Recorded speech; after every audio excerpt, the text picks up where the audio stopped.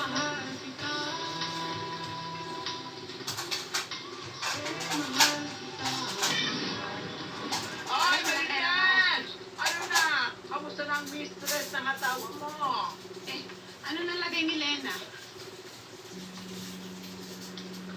Ngayon, wala naman nangyari sa kanya. Ligtas na siya, tsaka yung bata.